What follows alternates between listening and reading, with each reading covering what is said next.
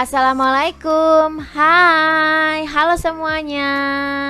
Berjumpa kembali dalam pembahasan akuntansi keuangan lanjutan. Kira-kira kita mau bahas apa kali ini? Silakan simak video ini dari awal sampai akhir ya. Materi yang akan kita bahas mengenai translasi versus pengukuran kembali laporan keuangan asing. Bersama saya, Fajarina S. SE MSc. Metode untuk mengkonversi laporan keuangan anak perusahaan asing berfungsi 1.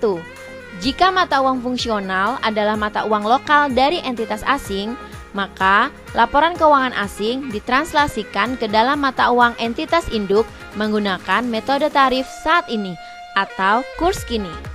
Yang kedua, jika mata uang fungsional adalah mata uang entitas induk, maka laporan keuangan asing diukur kembali ke dalam mata uang entitas induk menggunakan metode temporal.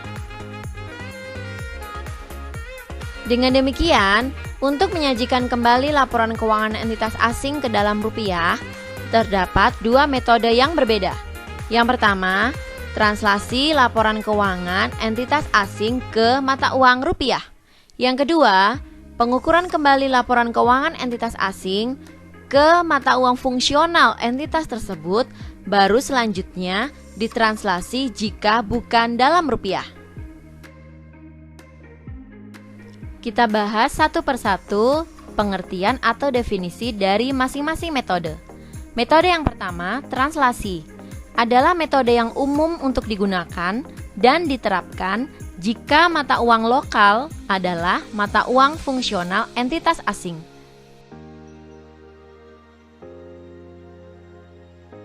Contohnya, anak perusahaan Indonesia yang berada di Prancis menggunakan euro untuk catatan dan mata uang fungsionalnya.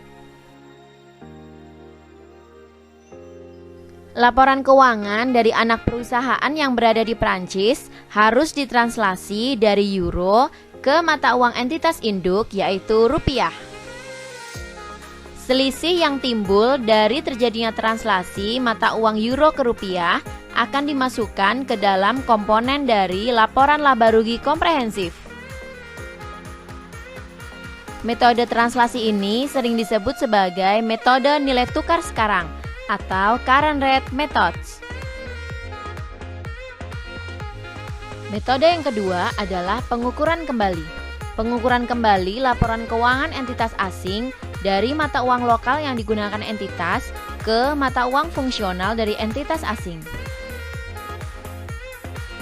Pengukuran kembali hanya diharuskan jika mata uang fungsional berbeda dengan mata uang yang digunakan untuk pembukuan dan pencatatan entitas asing.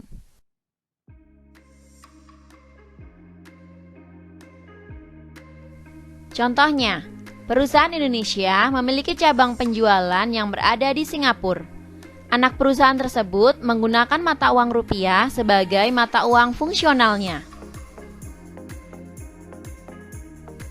Anak perusahaan ini memilih menggunakan mata uang dolar Singapura sebagai mata uang pencatatan atau pembukuan dari laporan keuangan entitas asing. Metode yang digunakan adalah metode pengukuran kembali laporan keuangan entitas asing dari mata uang lokal ke mata uang fungsional yang biasa disebut dengan metode temporal atau temporal methods. Untuk lebih memahami perbedaan antara translasi versus pengukuran kembali, apabila untuk menyatakan kembali pernyataan entitas asing ke mata uang entitas induk, di sini adalah dolar Amerika Serikat, maka bisa menggunakan dua metode. Metode yang pertama yaitu translasi, dengan mentranslasikan laporan mata uang asing ke dalam mata uang entitas induk yaitu dolar Amerika Serikat. Yang kedua, pengukuran kembali dari entitas asing ke dalam mata uang fungsional. Setelah pengukuran kembali, laporan itu kemudian harus ditranslasikan jika mata uang fungsionalnya bukan dolar Amerika Serikat. Dan tidak perlu pengukuran kembali jika mata uang fungsionalnya adalah dolar Amerika Serikat. Kuncinya seperti ini. 1. Jika LC sama dengan FC, metode penjabaran yang digunakan adalah translasi, dengan mentranslasikan laporan keuangan asing ke mata uang dolar Amerika Serikat selaku entitas induk. 2. Jika LC tidak sama dengan FC, maka metode penjabaran yang diperlukan adalah pengukuran kembali ke FC. Jika FC sama dengan dolar Amerika Serikat, tidak perlu melakukan translasi atau pengukuran kembali. Kasus ini untuk negara yang hiperinflasi. Kemudian, jika FC bukanlah dolar Amerika Serikat, yang dilakukan dengan mentranslasikan ke mata uang dolar Amerika Serikat. Yang dimaksud dengan LC adalah local currency atau mata uang lokal. Dan yang dimaksud dengan FC adalah functional currency atau mata uang fungsional. Perbedaan antara metode translasi versus pengukuran kembali dapat dilihat dari contoh kasus berikut ini. Patriot Corp, perusahaan Amerika Serikat, memiliki anak perusahaan yang dimiliki sepenuhnya bernama Regal Corporation yang beroperasi di Inggris. Kemungkinan penggunaan translasi atau pengukuran kembali adalah sebagai berikut. Untuk kasus yang pertama, mata uang fungsional adalah pound sterling Inggris, sesuai dengan lokasi di mana anak perusahaan berada. Mata uang pelaporannya juga pound sterling Inggris. Dan prosedur yang diperlukan untuk konsolidasi adalah metode translasi. Kasus yang kedua, mata uang fungsionalnya adalah dolar Amerika Serikat. Mata uang pelaporannya adalah pound sterling Inggris. Prosedur yang diperlukan untuk konsolidasi adalah pengukuran kembali. Kasus yang ketiga, mata uang fungsionalnya adalah euro, yaitu mata uang ketiga. Mata uang pelaporannya pound sterling Inggris. Prosedur yang diperlukan untuk konsolidasi ada dua, yaitu pengukuran kembali dulu dari euro ke pound sterling Inggris, baru kemudian ditranslasikan dari pound sterling Inggris ke dolar Amerika Serikat. Untuk lebih jelasnya, kita bahas satu persatu kedua metode tersebut ya. Metode yang pertama yaitu translasi.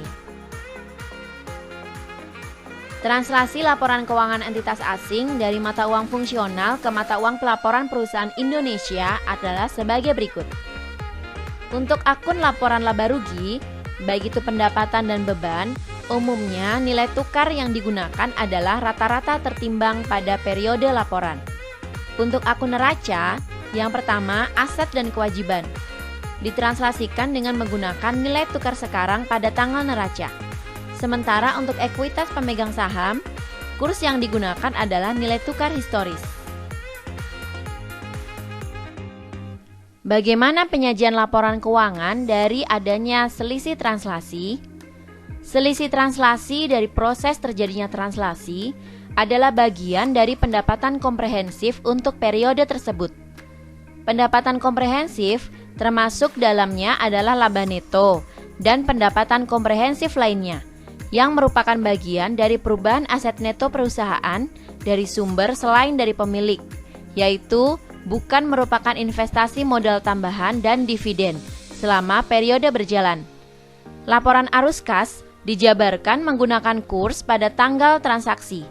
Kurs rata-rata bisa juga digunakan demi alasan kepraktisan apabila fluktuasi kursnya stabil.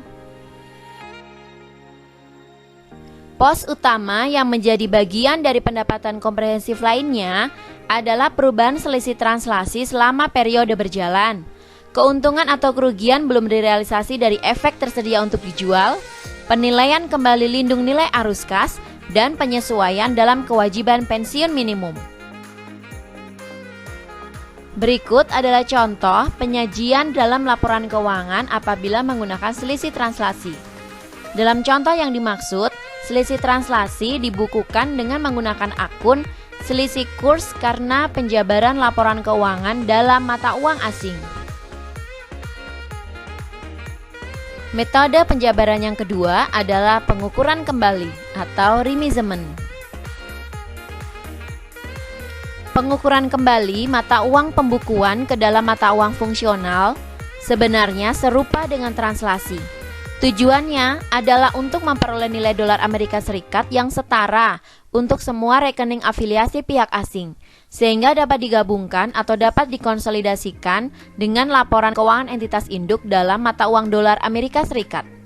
Nilai tukar yang digunakan dalam pengukuran kembali berbeda dengan yang digunakan dalam proses translasi.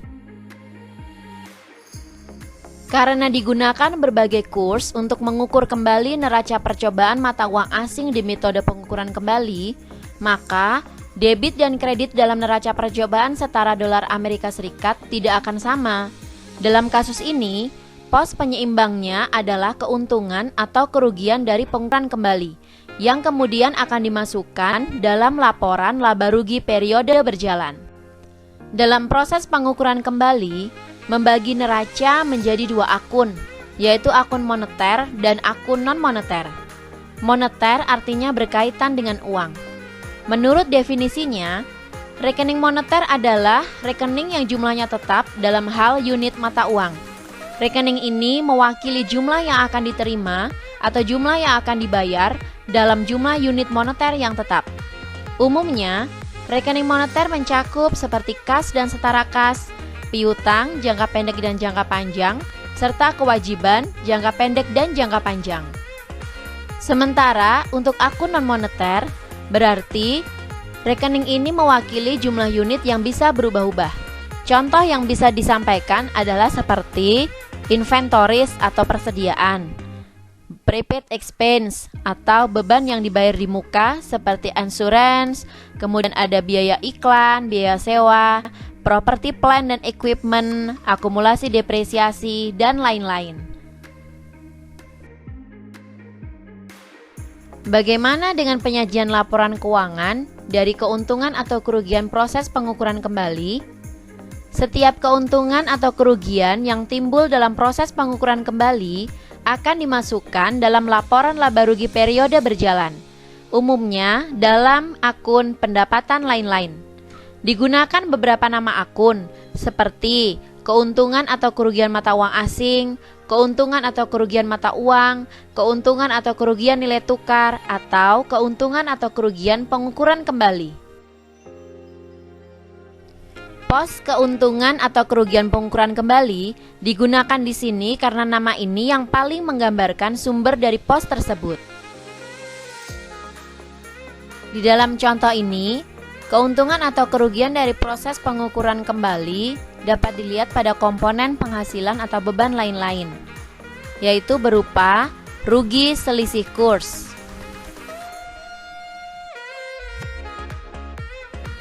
ringkasan perbedaan antara metode translasi versus pengukuran kembali. Untuk pos yang pertama, mata uang fungsional luar negeri. Pada proses translasi menggunakan mata uang fungsionalnya yaitu unit mata uang lokal. Untuk proses pengukuran kembali menggunakan rupiah Indonesia. Metode yang digunakan pada proses translasi menggunakan metode kurs sekarang. Sementara pada proses pengukuran kembali menggunakan metode moneter non-moneter. Akun-akun laporan laba rugi untuk pendapatan ditranslasikan pada proses translasi menggunakan kurs rata-rata tertimbang. Pada proses pengukuran kembali, pendapatan ditranslasikan menggunakan kurs rata-rata tertimbang kecuali pendapatan yang terkait dengan pos non-moneter akan menggunakan kurs historis. Pada akun beban, proses translasi akan menggunakan kurs rata-rata tertimbang. Pada proses pengukuran kembali juga menggunakan kurs rata-rata tertimbang kecuali pendapatan yang terkait dengan pos non-moneter akan menggunakan kurs historis. Untuk pos-pos akun neraca, pada akun-akun moneter, proses translasi menggunakan kurs sekarang. Proses pengukuran kembali juga menggunakan kurs sekarang. Akun-akun non-moneter di proses translasi menggunakan kurs sekarang. Proses pengukuran kembali juga menggunakan kurs sekarang. Akun-akun modal pemegang saham pada proses translasi menggunakan kurs historis dan pada proses pengukuran kembali juga menggunakan kurs historis. Untuk saldo laba, pada proses translasi, saldo laba periode sebelumnya ditambah dengan laba dan dikurangi dengan dividen. Begitu pula dengan pengukuran kembali. Dan untuk selisih kurs yang timbul dari proses translasi akan dilakukan di ekuitas pemegang saham, yaitu pendapatan komprehensif. Sementara untuk proses pengukuran kembali akan dimasukkan sebagai laporan laba rugi periode berjalan dalam komponen penghasilan atau beban lain-lain. Quote of the day untuk kali ini: do not measure your life by your goals, but what you are doing to achieve them. Peter Drucker. Alhamdulillah, akhirnya sampai di sini pembahasan untuk metode translasi versus pengukuran kembali. Mudah-mudahan dapat dipahami dan juga dapat bermanfaat untuk semuanya. Amin. Terima kasih atas perhatiannya. Wassalamualaikum. Sampai jumpa.